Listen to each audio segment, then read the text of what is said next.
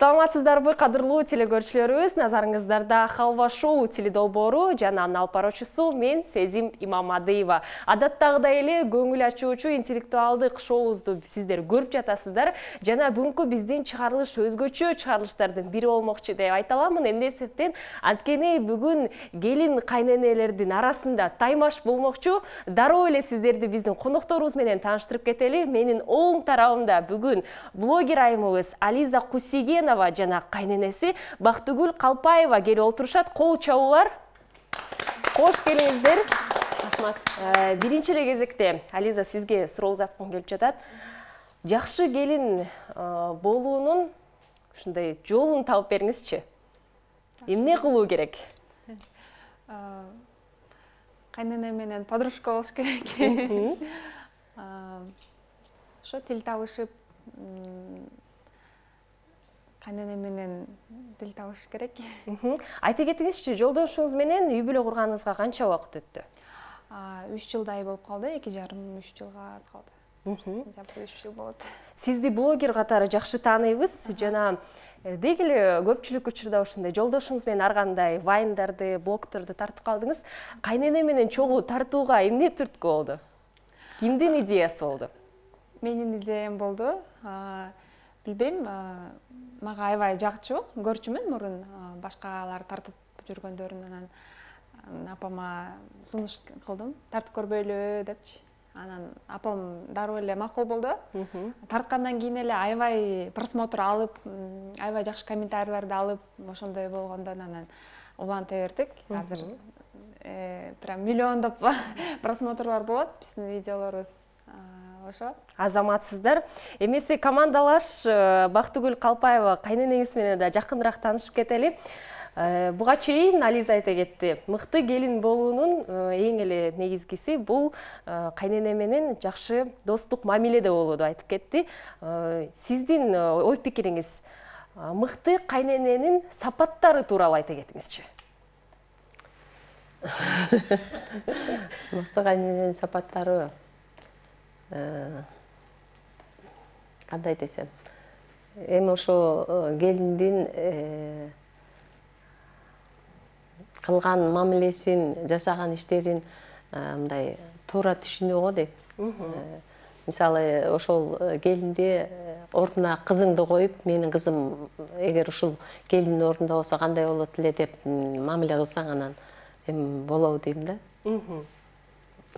Азаматсыздар, жана көпчүлүк учурдарда менин байкашым боюнча, албетте биз дагы белгилүү инсандар менен жакшы сүйлөшөбүз да.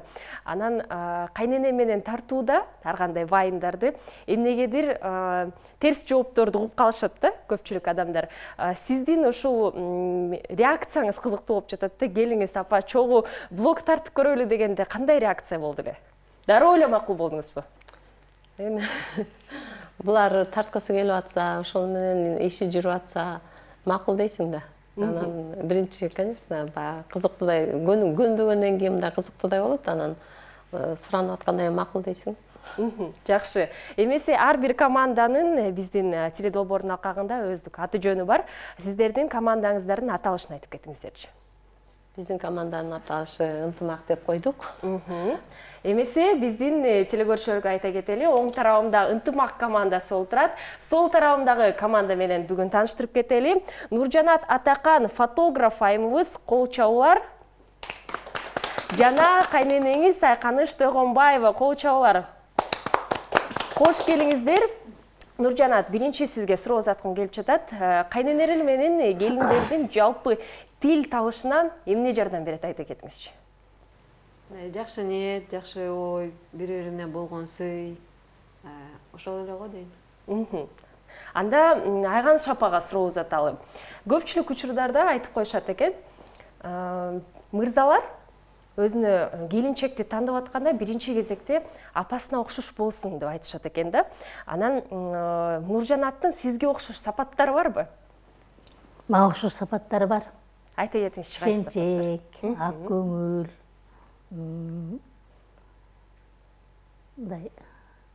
эч нерсе жашырбайт. Болгондой айтат ошо. Жакшы. Сиз айта кетиңизчи, Нуржанат менен Жалпы жакшы тил табууда эмне жардам берди? Мен негизи өзүм жумшак эле аялмын. Катуу кайнен эмесмин дебейсизби? Катуу кайнен эмесмин. Анан келиндерим да ушинтип дайым максат кылчумун. Эки келин тең эле жумшак. Анан бунун деле мүнөзү мага жагат. Келиндерге жакшы эле кайнене болоюн деп ойлогом. Жумшак кайненемин деп айтып калдыңыз. Башка ушул улуттардан сураганда айта кетишет да, ушу кыргыздарда эмнегедир кайненелер аябай катуу болушат депчи. Бул нерсе кайсыл жерден келди эле айта кетиңизчи? Эмне себептен ушинтип ойлошот көпчүлүк адамдар? Мен кыргыздарда катуу кайнене дегенге кошулбайм. Бардык кайненелер эле жумшак. Анан башка улуттарда мисалы өзбектер аябай катуу кармайт. Мен алардын сериалдарында көп көрөм, өздөрү менен да кошуна болуп жашагам. Биз анчалык катуу кармай албайбыз. Кызыктуу. Эмесе сиздердин командаңыздардын аталышы менен бөлүшүп кетиңиздер. Биз алыс кетпей эле биримдик деп чечтик. Биримдик. Жакшы аталыштар.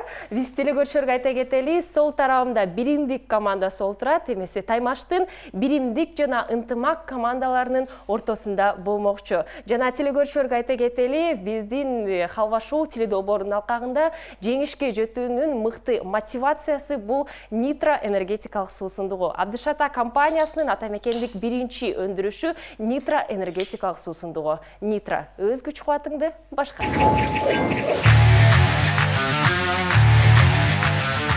Тамга жегич оюнунан баштамакчыбыз. Тамга жегич оюнунун эрежеси.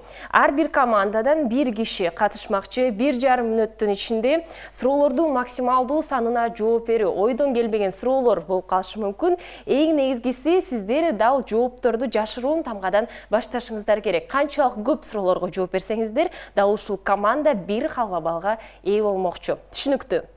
Кайсыл команда оюнубузду баштап бермекчи? Биримдик баштап бермекчи. Азыр ынтымак сиздерди түртүп койду, байкадыңарбы? Анткени экинчи баштаганда ойрак болмокчу да. Эмесе азыр башташ кетебиз. Андан кийин алмашып баштайбыз, эч катыр болбоңуздар. Биримдик командадан оюнубузду баштамакчыбыз. Кимиңиздер жооп бересиздер? Сен. Нуржан атайым, сиз жооп бересиз. Айган шапа болсо, сиз жардам берип турсаңыз болот. Түшүнүктүү, Эң негизгиси көп суроолорго жооп узатуу. Сиздердин жашыруун тамгаңыздар Ж тамгасы болмокчу. Азыр оюңузда Ж тамганан башталган бардык кыргыз сөздөрдү эстей берсеңиз болот. Даярсызбы? Бардыгы өчүп калды уже. Даярбыз, Эмесе биримдик командасына 1,5 мүнөт убакыт бермекчибиз. Ж тамгасы. Анда эмесе убакыт кетти. Эвересттин чокусунда кимдер жашайт? Журавлдар. Балмуздак эмнеден жасалат? Жармадан жасалат. Биринчи кыргыз мотоциклынын аты? Жүргөмүш. Галереяда эмне кылса болот? Жүрсө болот. Дүйнөдөгү эң сулуу президент? Джон Кеннеди. Шахматты ким ойлоп тапкан? Жан Батист. Эң күчтүү адам?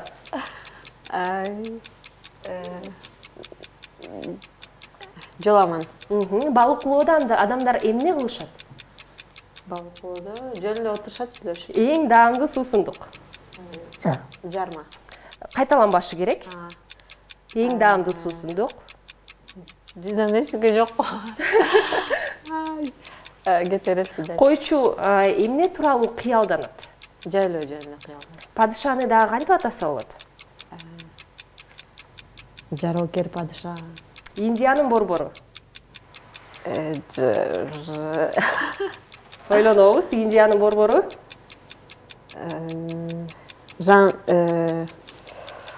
Дажат келбейт го, Жалалабад. Бекбарбиев эмне тууралуу ойлонот? Жамиля жөнүндө ойлонот. Өтүктөрдү ким ойлоп тапкан? Джон Клинтон. Арыны кайдан сатып алсам болот? Жарманкеден го. Социалдык тармактарда кимдер жашайт? Жөн эле любой эле кишилер жашай берет. Убакыт бүттү. Азаматсыз кол чабуулар. Айган Шапа эмнеге жардам берген жоксуз? Өте татаал, жынталмасы татаал экен. Бирок менин байкашым боюнча Нуржанат башка чет өлкөлүк ушундай саясатчыларды аябай жакшы билет экенсиз. Кайсыл жактан билесиз аларды? Билбейм, оюма келгендерин эле айтат. Ынтымак командасында ким жоопту затат? Ализа. Ализа, сиз болсо жардам бересиз, Бактыгүл апа. Эмесе, ынтымак командасынан биз М тамгасын жашырып койгонбуз. Даярсыздар? 1,5 мүнөт азыркы учурда ынтымак командасына берилет. М тамгасы. Ализа, убакыт кетти. Каргаларды эмне коркутат? Маймыл коркутат. Жактырбаган ырчыңыз? Мирбек Атабек. Президенттин сүйүктүү тамагы? Кимдер? Президенттин сүйүктүү тамагы? Манты. Эң даамдуу динозавр? Мамонт. Кара отургуч кандай түстө? Мокрый цвет. Вентиляцияны ким ойлоп тапкан? Моке. Бардык акчаны жоготуу үчүн эмне кылуу керек? Кандай? Бардык акчаны жоготуу үчүн эмне кылуу керек? Машина алыш керек. Телефондун чехолун ким ойлоп тапкан? Маша. Клоун эртең мененки тамакка эмне ичет? Морковка жейт. Бульдозерди ким ойлоп тапкан? Матвей. Миллион тапканда эмне деп кыйкырыш керек? Миллионермин. Сыйкырчы деген ким? Секретарь, мошенник. Депутаттар каникулда эмне кылышат? Майрамдашат. Адамдар жакузиде эмне кылышат? Жакузиде Сага деп чыргашат. Тойдо көбүнчө эмне жешпейт? майлуу тамак жешпейт. Тойдо чуркоону ким ойлоп тапкан? Матвей. Кыргыздын биринчи ужас тасмасы. Ужас тасмасы. Мастан кемпир. Панталондорду ким ойлоп тапкан? Эмнени? Панталондорду. Панталондорду. Мамам тапкан. Убакыт бүттү. Кол чабуулар. Чындыгында менин оюмча 12-чи суроого ушундай эң эле мыкты жооптордун бири болду десем болот. Сыйкырчы деген ким деген суроодо сиздер мошенниктер деп так атап кеттиңиз. Биз болсо панталондорду Бактыгүл апабыз тапкандыгын биз жактап калабыз сөзсүз түрдө. Азаматсыздар, кол чабуулар. Эмесе тамга жегичтин азыркы учурда упайларды саноого убакыт келди. Тамга жегич оюнунда биримдик командасы 15 суроого жооп узатышты. Кол чабуулар. Эмесе ынтымак командасы болсо 18 суроого жооп узаттыңыздар. Кол чабуулар. Азыркы учурда бир халабалыбыз ынтымак командасына кетти. Жыйынтыгында 1-0. Чамданыңыздар биримдик командасына, алдыда дагы бир нече оюндарыбыз бар. Ошондуктан жалпы оюн кандай болуп кетиш экендигин эч кимге белгисиз. Ошол себептен чамданыңыздар. Азыр болсо биздин кийинки оюнубузга өтмөкчүбүз. Аты жөнү ким бул?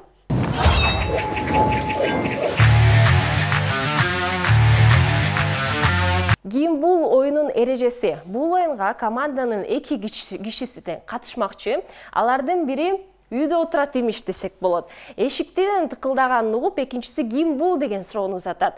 Деп сурагандан кийин биздин экранда ар кандай кесиптер пайда болот жана ал ким экендигин түшүндүрүшү керек. Эң негизги шарттардын бири түшүндүрүүчү каалаган илинчектерди колдоно аласыз. Ошол себептен негизги нерселерди аны бул жакта экрандан сөздү атабаш керек. Түшүнүктүү. Ар бир командага 1,5 мүнөт убакыт берилет. Биринчиден болуп бизде ынтымак командасы ким бул оюнун ачып бермекчи. Сиздер байкагандай эле сол тарабыбызда Ализа отурат. Ализа болсо дал ушул кесиптерди атабай туруп түшүндүрүү керек.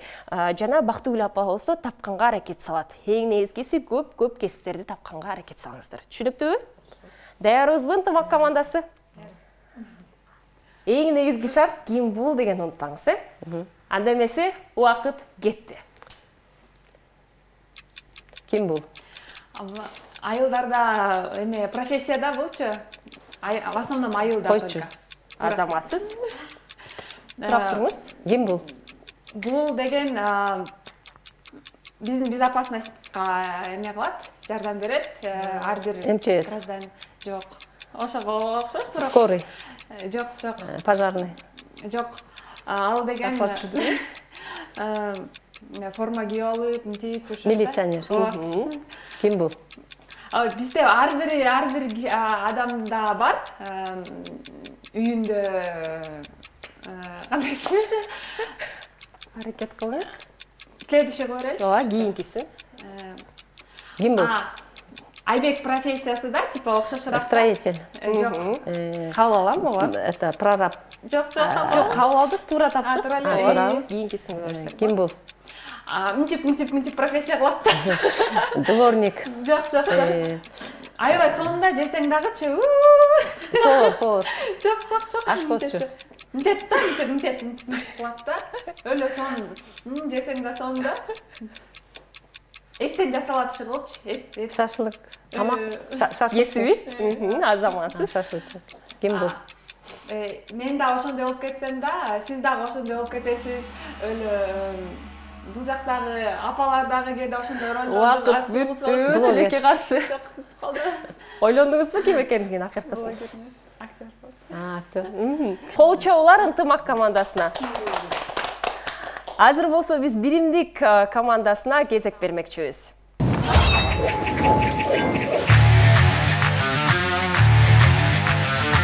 Биримдик командасы ким бул оюнун улантууда. Азыркы учурда оң тарабында Нуржан атайым олтурат. Дал ушул кесиптердин аталышын айтпастан түшүндүрүп берүү керек. Жана Айганыш апа болсо көп кесиптерди тапканга аракет саласыз. Даярбызбы?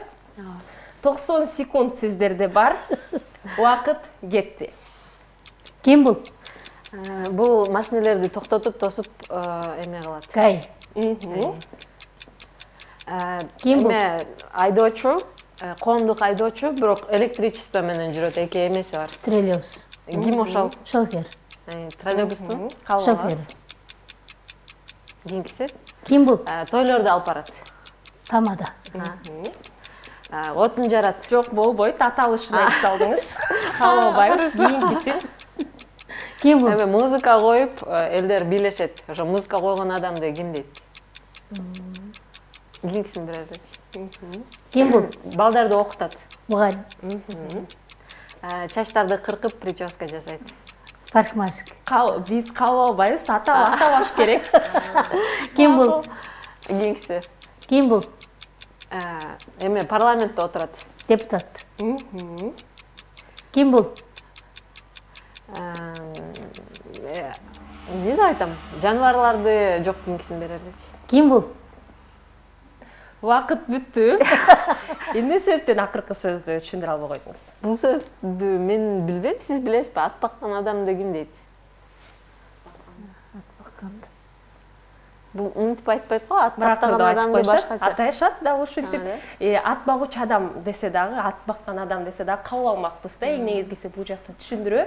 Бирок азаматсыздар бат-баттан жооп узатканга аракеттөздүңүздөр. Жана Айганыш апа байкасаңыз, бул жакта Нуржан атайым эмнегедир сизди диджей деген сөздү таба албайт деп ойлоду. Билесизби диджейди?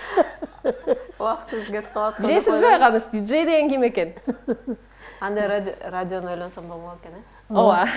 Эмесе бул жакта эң негизгиси бири-бириңиздерге ишеним жана байланыш, сиздерге жардам катары айта кетейин. Биринчиден болуп бизде ынтымак командасы бул оюнду ачып берген жана ынтымак командасы 4 сөздү туура тапты. Кол чабуулар, азаматсыздар. Жана дал бардык эрежелерди санап туруп атаган үчүн алып койгон дагы 5 сөздү туура тапты биримдик командасы. Кол чабуулар. Жыйынтыгында дал ким бул оюнунун алкагында 1 упайды биримдик командасы ээлеп алды. Азыр болсо бир командалар бирдей келе жатат. Кийинки оюнубузда бизге ишенимдүү дос жана эң мыкты биздин сүйүктүү гаджетибиз керек болмокчу. Уюлдук телефонубуз анткени оюнубуз Алло Доске деп аталат. Алло Доске оюнунда буга чейин айтып кеткендей эле ишенимдүү дос бул жакта эң мыкты жолдордун бири деп айта аламын. Анткени азыркы учурда биздин командалаш бири-бирине ар кандай тамгаларды бермекчи. Дал ушул тамгадан контактылардын арасында достун аты башталышы керек. Биздин экранда ар кандай суроолор туш болуп калышы мүмкүн досубузга. Дал сиздер чалып суроону узатасыздар. Дос жооп берген, ошол жоопту биз кабыл алабыз. Түшүнүктүү, Буга чейин биринчиден болуп ынтымак командасы баштап берген. Эң негизгиси азыр бири-бириңиздерге тамгаларды берип коюңуздар, анан биримдик командасынан баштайбыз. ынтымак биримдикке Ны тамгасы. ны тамгасы берилүүдө. Эми биримдик ынтымакка А тамгасы. А тамгасы. Эмесе азыр биринчиден болуп биримдик командасы баштап бермекчи. Бар экенби? Ооба, бар экен. Ким бар экен? Нурзат деген. Нурзат аттуу. Досуңузбу? Сестренка. Сиңдиңиз десек болот. Анда эгерде ишенип жатсаңыз, дароо эле чалып, динамикти үйгүзүп, микрофонго жакыныраак кылып, жана гудок кеткенден кийин экранда суроо кетмекчи. Эже, кандайсыз? Жакшы, Нуржан, кандайсың? Жакшы. Биз азыр апам экөөбүз эфирде отурганбыз да, анан кийин бир суроо берейин, сиз бир вариантын айтып коюңузчу, туура жообун. Кыргызстанда канча бийик тоо чокулары бар? А. 143, Б. 158, В. 176.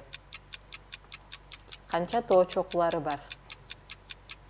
Батырактан жооп. Не айта бериңиз бирөөсүн. А, Б, В. Выходи. В? Анда эмелер көп го дейм чокулар. Акыркы вариант, В? Макул, рахмат. Кабыл алабыз. В тамгасын Байрежи айта кетти. Кабыл алабыз. 176 деп атап кетти. Кыргызстанда канча бийик тоо чокулары бар деген суроонун туура жообун сиздер менен чогуу билип алалы. Тилекке каршы жооп туура эмес болуп калды. 158 кыскача маалымат менен бөлүшүп кетели. Кыргызстандагы эң бийик тоо чокуларынын тизмесине 158 тоо чокулары кирет. Борбордук Тянь-Шаньда 16 тоо чокусу бар, Түндүк Тянь-Шаньда 19, Ички Тянь-Шаньда 48, батышында 30, түштүгүндө 41 жана Памир Алайда 4 бийик тоо чокусу бар. Эмесе жаттап калганга жакшы маалыматтардын бири деп айта аламын. Бирок тилекке каршы биримдик командасы бир дагы балга ээ болбой калды. Азыр тең тайлашуучуларды байкап көрөлү. Буга чейин сиздерге А тамгасы берилген. Дароо эле Ализа азыр уюлдук телефонун алып отурат. Кимге чалабыз? Мен да күйөө балама чалам. Азык. Деген күйөө балага чалам. Жакшы. Аты жөнү? Азык. Азык. Дароо чалып баштаганда динамикти көзүп коңуз.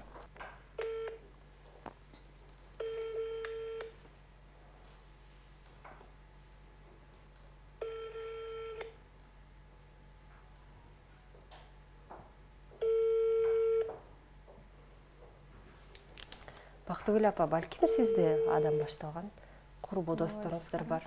Анар көчөгө чалсаңыздар. Балким сиз Анар эжеге чалсак, салсаңыз салып калар. Ализаны атайын албай жатат окшойт. Албайчы. Анан тарынайын, касакелейин түбү. Биз азыр Бактыгүл апаны мажбур кылалы. Адам баштап чалып көрсүн. Чындыгында эле Анар эжеге чалгансыз. Динамикти күйгүзөбүз. Дароо эле.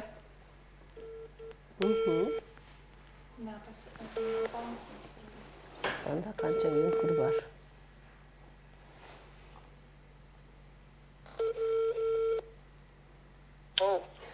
Алло, Анар кандайсыз? Жакшы. Алижа экөөбүз эфирде отурганбыз. Бул жерде бизге эфирде.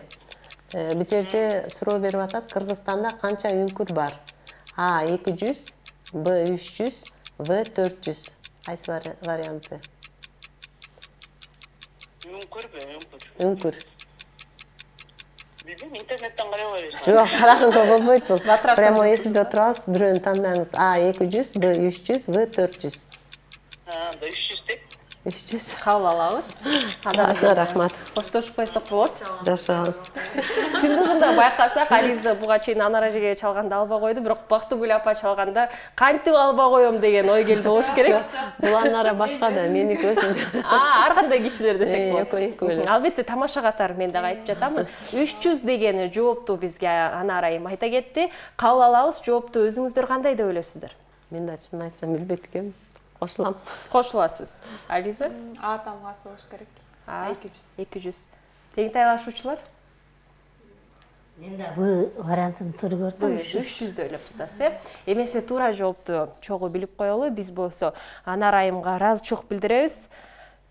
200 деген жооп болчу. Тилекке каршы Анарайым туура эмес айтып калды. Кыргызстанда 200гө жакын үңкүрлөр белгилүү. Алардын айрымдары жаратылыштын геологикалык эстеликтери жана мамлекет тарабынан коргоого алынган. Биринчиден, бул жер астындагы уникалдуу ландшафт катары белгилүү болгон чилүстүн үңкүрлөрү жана ошондой эле жарганаттардын сейрек кездешүүчү түрлөрү да ушул жерде жашамакчы. Бул дагы менин оюмча кызыктуу маалыматтардын бири болуп кетти. Бирок тилекке каршы биздин Алодоски оюнубуздун алкагында бир дагы команда халва балга ээ болбой калды. Ошондо жыйынтыгында бир бойдон келип жатабыз. Бир деп дагы бир жолу айтылып кетейин. Кийинки кызыктуу оюнубуздардын бири жаныбарларды тап деп аталат.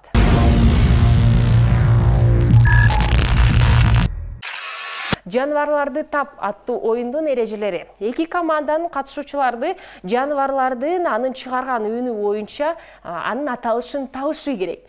Эгер команданын мүчөлөрү жаныбарларды табуу кыйын болсо, анда мен сиздерге жардам берем. Ар кандай жардамчы сөздөрдү айтып бермекчимин. Ким көбүрөөк жаныбарларды тапса, ошол жеңет. Биринчиден болуп айтууга аракет салыңыздар, бирок ага чейин сиздер баштоо үчүн эгерде табып калсаңыздар, өзүңүздөрдүн дабышыңарды аташыңыздар керек. Түшүнүктүү. Аны менен жаныбарларды болжолдойсуз. Жана бул мисалы кнопка баскандай эле биринчидей. Түшүнүктүү, Үндөрдү ирети боюнча баштамакчыбыз. Бизде бул жакта 5 жаныбар камтылган. Эмесе биринчисиден баштайлы. Кайсылы? Волк. Кыргызча? Азаматсыздар, 1 балл ынтымак командасына кетүүдө. Чамданыңыздар. Экинчи жаныбарга өтмөкчүбүз. Азыр мына карышкырды көргөзүп жатат экранда. Сиздер байкагандай эле, чындыгында эле карышкыр болчу. Сүт эмүүчү жаныбарыбыз. Эмесе экинчи жаныбарга өтөлү.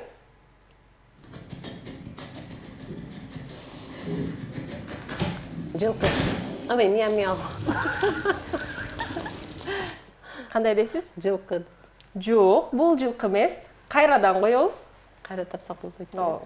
Башка атын таба элекпиз да. Кайрадан экинчисин коебуз. Кокурику. Маймыл. Жок, жооп туура эмес. Азыр жардам берип коеюн. Кургак жалбырактарды аралап бараткан дабышын угуп, бат эле аны кууп жетсе болот. Дагы бир жол коюп койсок болот. Тынчкан. Жок. Дагы бир жол угуп көрөлү.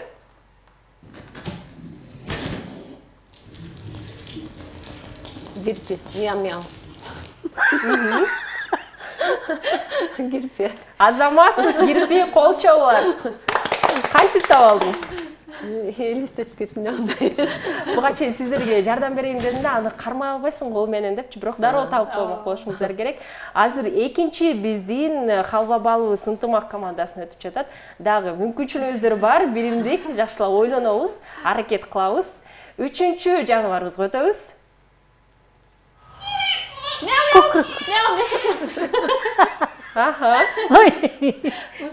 Мушук эмес. Дагы бир жолу угуп көрөлү. Кукурику. Чычкан. Жок. Кукурику. Мушук. Жок. Кукурику. Мяу. Байкасак азыр Бактыгүл апа биримдикке өтүп кетти деп ойлоп жатабыз. Күчүк. Жок, жооп туура эмес. Дагы бир жолу угуп көрөлү. Кукурику. Может, маймыл? Жок, жардам берип кетейин. Үлпүлдөк жүндүү деп коелу. Кайрадан коюп койсок.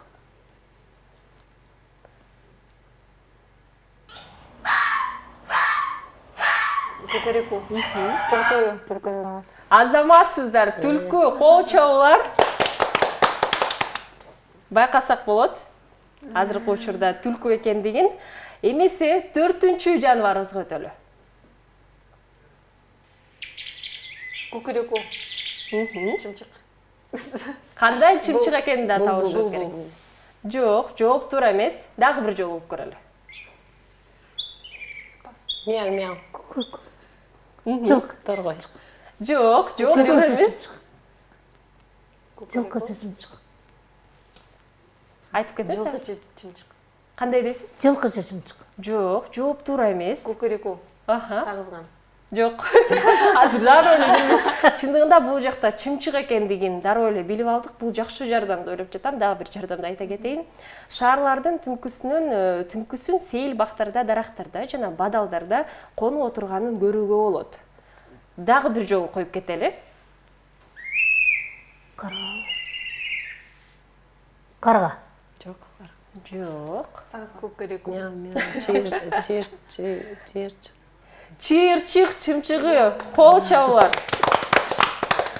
Дан эгиндерине зыян келтирүүчү ушундай курт кумурскаларды жеген ушул чымчыктардын бири азаматсыздар. Азыркы учурда дагы бир хабар сиздерге.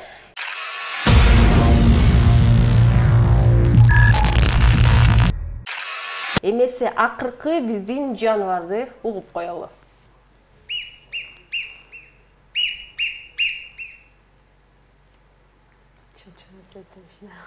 Ойлонобуз.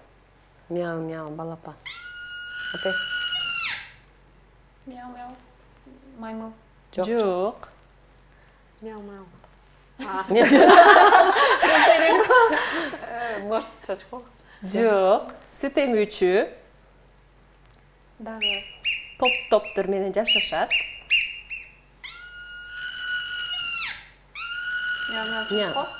Мяу-мяу, маймыл. Жок, жооп туура эмес. Анда жакшы жардамдардын бирин айтайын, дароо эле дабыштарыңыздарды чыгарсаңыздар болот, укпай туруп эле. Өкүлү кемиргич отрядына кирет. Кукурику. Чычкан.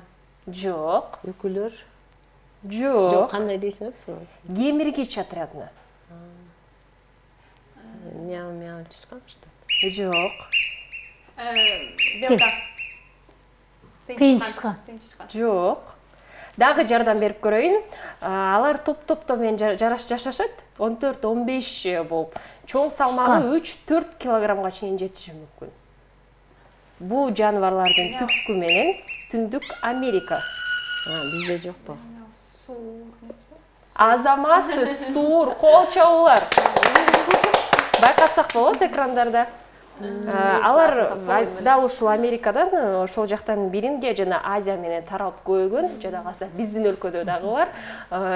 Жаныбарларды ынтымак командасы жакшы билет окшойт, каяктан. Азаматсыздар биздин жаныбарларды тап оюнубуздун алкагында ынтымак командасы 4 жаныбарды туура тапты, кол чабуулар. Биримдик командасы болсо 1 жаныбарды туура тапты, азаматсыздар. Эмесе жыйынтыгында жаныбарларды тап оюнун алкагында 1 халва балды биз ынтымак командасына ыйгарабыз жана 2-1 ынтымак алдыда келатат. Биримдиктер келиңиздер, чуркап кууп жетиңиздер, 1 эле балыбыз жетишпей жатат. Кийинки оюнубузда балким утуп каларсыздар деген үмүттөбүз. Оюнубуз болсо баарына белгилүү сүйүктүү крокодил оюнубуз.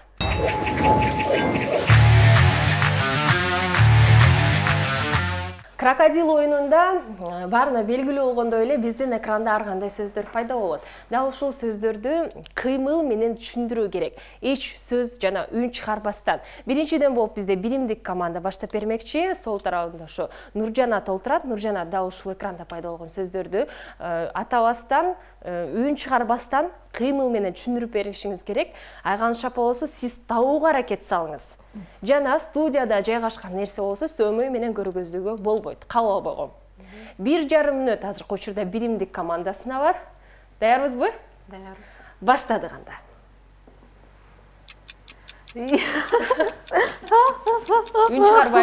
Үн чыгарбайбыз. Байка көрсө айганы шапа, тапканга аракет салыңыз. Маймыл.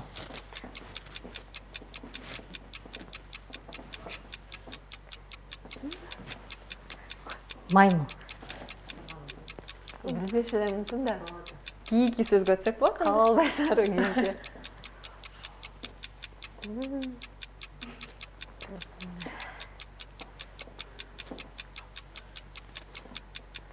Айганы шапа. Арак ичкен. Кандай экендигин? Суу ичет. Маймыл. туура эле келатасыз. Сусундук. Кандай суусундук? Арак. Кабыл ала берейин, кийинкисине өтөлү. Бут кийим. Өтүкчү.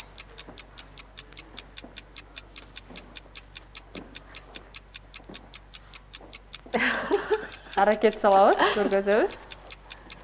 Сапожник. Кийинкисине өтөлү. Убакыт бүтүп калды, тилекке каршы. Байпак. Кол чабуулар. Азыр мен ойлоп жатам, эгерде биринчиси менен экинчисин кабыл албай койсом, тиле көрүүчүлөр мени ошо жеп салат деп ойлоп жатам да. Анткени биринчиси туура табылды, жөн гана анын аталышы башкача болуп калды десек болот. Маймыл деп туура таптыңыз. Горилла деген аталыш болчу. Чынында аган шапак оор болуп калмак деп ойлоп жатамын. Экинчиси алкоголдук суусундук экенин дагы билип койдуңуз. Вино аттуу болчу. Бирок эмнегедир үчүнчүсү эң эле жеңил сөздөр болду да, эмне болуп кетти? Билбейм, мен түшүндүрө албай койдумбу же. Байпак аттуу сөз болчу, аган шапак. Эмесе азыр болсо биздин тең тайлашуучулар канча сөздү туура табат экендигин чогуу санап көрөбүз.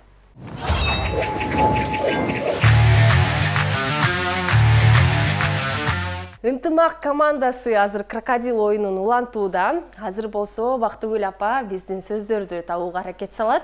Ализа болсо түшүндүрүүгө. Үн чыгарбайбыз, сөз менен сүйлөбөйбүз, макулбу? Эмесе даярбызбы? Даярбыз. Кеттик анда.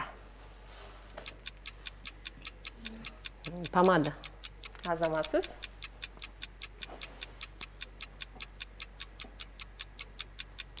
Веналары жок. Жүндүү. Кийинкисин болор элчи. Кийинкисин сурап жатышат. Кийимди вешалка. Шканер.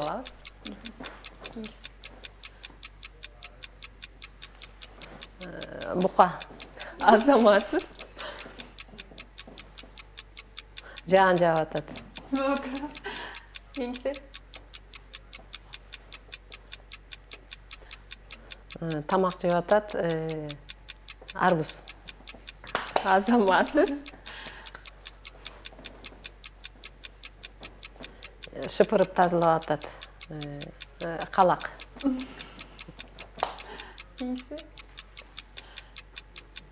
Кийинкиси. Аракет салабыз.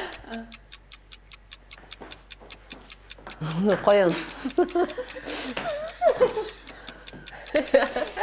Күчүк. Аракет салабыз. Кенгуру. Азаматсыз. Кийинкиси. Түшүндүрө албайм. Убакыт бүттү. Азаматсыздар кол чабуулар ынтымак командасына. Чындыгында байкасак, дароо эле биринчи ушул сөздү аябай жакшы жыттап калдым да.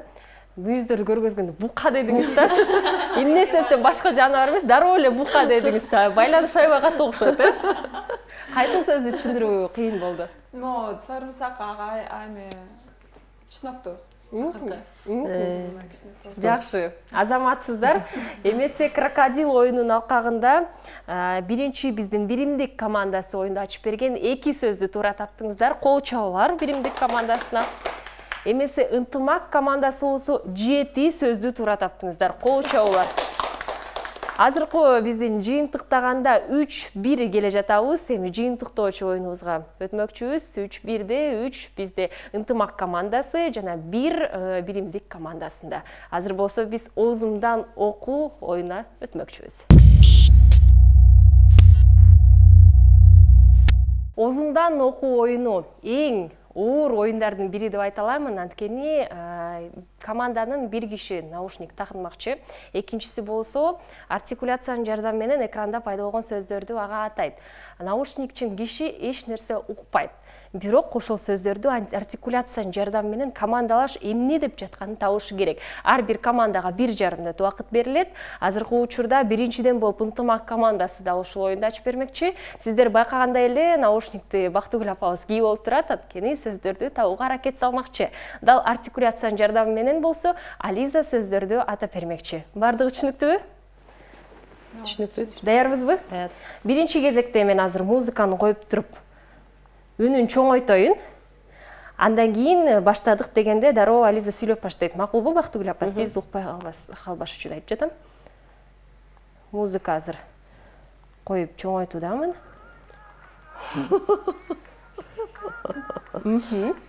Даярбызбы? Убакыт кетти. Жок көргөзбөй, сөз менен. Кефир. Кефир.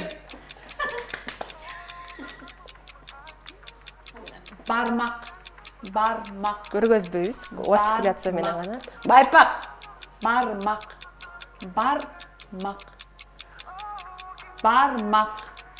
Панда. Бармак. Башмак. Бармак. Кийинкиси. Азаматсыз. Мандарин. Парта. Матрас. Мандарин. Кийинкисин кыла береличи. Кийинкисин сурап жатышат. Болот. Борсок.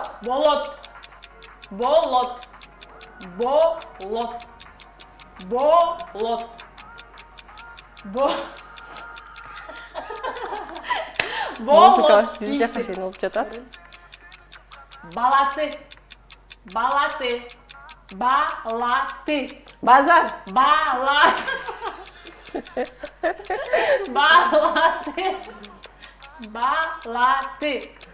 Макал. Балаты. Вообще. Кийинкисин кое берели. Убакыт бүттү. Кол чабуулар. Бизде Озундан окуу оюнунда кээ бирки командалар бир дагы сөз таппай алган учурлар болот. Бирок башында дароо эле кефир экендигин тапканыңызга мен да бул жакта таң калып отурам. Азаматсыздар, азыр болсо биз тең тайлашуучуларга биримдик командасына өтмөкчүбүз.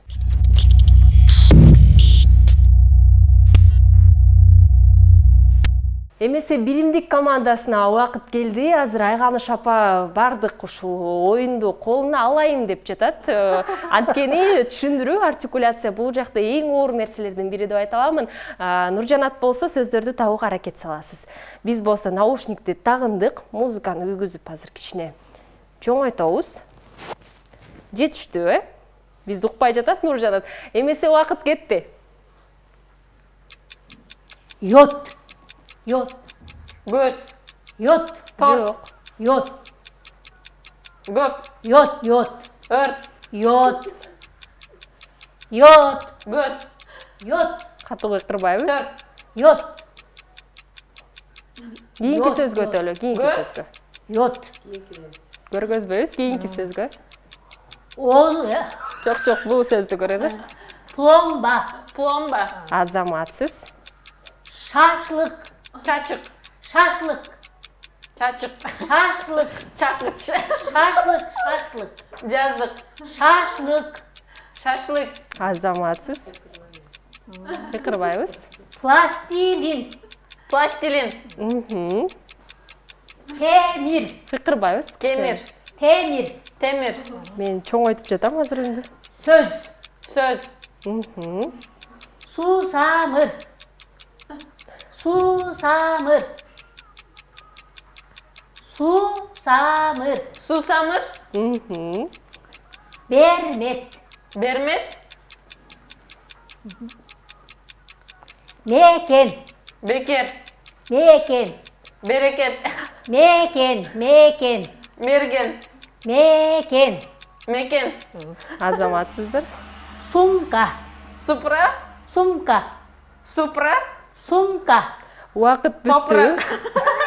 Убакыт бүттү. Азаматсыздар, кол чабуулар. Сумка.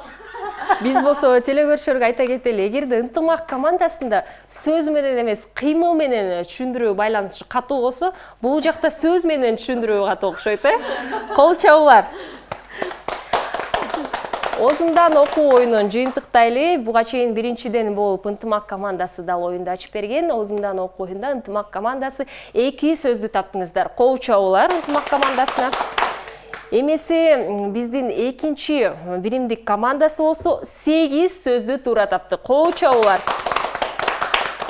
Азыр болсо биздин жыйынтыктоочу оюнубуз болду. Эми дегеле кайсыл команда жеңди деген суроо узатылып жатат. Бир нече убакыттардан кийин дал ушул жоопту айтмакчыбыз. Жыйынтыктоого убакыт келди. Буга чейин Оозумдан окуу оюнунда Ынтымак командасы 2 сөздү туура тапкан.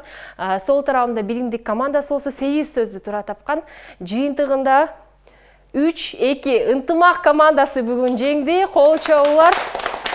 Бир эле балл жетпей калды Тилекке каршы. Бирок Ынтымак командасы сиздер дагы мыкты оюн көргөзүп бердиңиздер. Биздин демөөрчүлөрдөн өзгөчө белектерди сиздерге таратабыз.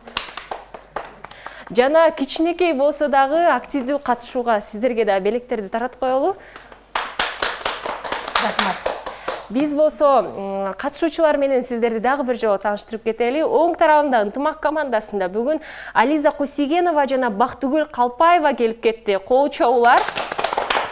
Сол тарабында Биримдик командасында Нуржанат Атакан жана Айканыш Тойгонбаева. Кол чабуулар. Биринчи кезекте ар бир командага ыраазычылык билдирим келип жатат. Эң өзгөчө апаларга ыраазычылык, мен терең таазим сиздерге. Анткени келиниңиздер дароо эле келгиле, халва шоуго катышып келели дегенде дароо макул болгонуңуздарга биринчи кезекте. Экинчи кезекте албетте бардык кыргыз элибиздин көңүлүн ачып, жакшынакай интеллектуалдык оюнга катышканыңыздарга. Апалар бар болуңуздар. Сиздерге чоң ыраазычылык. Албетте блогер, фотограф айымдар сиздерге дагы чоң рахмат. Биз болсо телекөрүүчүлөр менен коштошпойбуз. Жөн гана кийинки чыгарылыштарда көрүшкөнчө.